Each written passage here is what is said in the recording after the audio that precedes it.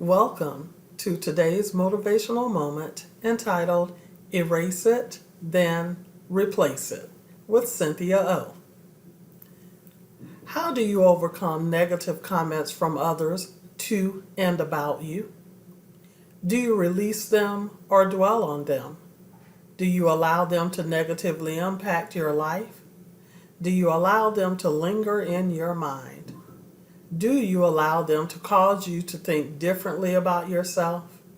Do you allow them to stop you from pursuing your goals? Do you allow them to overwrite what God says about you? Truth be told, we often allow them to do so. So, how do you reverse their negative impact?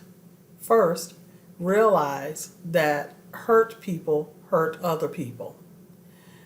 The person who made the negative comment to or about you has been hurt and never learned how to properly deal with their own hurt. So, what do? They hurt others in order to feel better about themselves. You're different though. You want to build yourself and others up. So overcome others' insensitive negative comments to and about you by giving those negative vibes their eviction notice.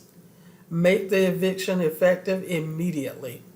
Remember that Proverbs 4:23 reads, "Above all else, guard your heart, for it is the wellspring of life." Don't give negativity a chance to settle in and occupy your mind's and your heart's valuable real estate. So as soon as anyone makes a negative comment to or about you, rebuke it. You don't have to say it out loud. Just whisper to yourself, "I rebuke that negative comment." Then use your veto power to erase the negative comments from your mind. Speak life and positivity into your own life to replace the negativity. Say to yourself, "I am intelligent. I am valuable. My light shines bright in this world. And most of all, I am loved, and I am a blessing to those around me."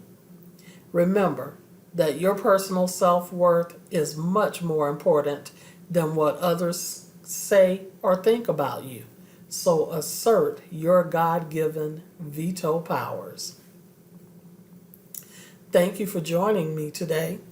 Remember, we could all use a little motivation. So if this motivational moment has inspired you, share it. Then, wherever you're watching, subscribe, like it, or leave a comment. I'd love to hear from you. Be blessed.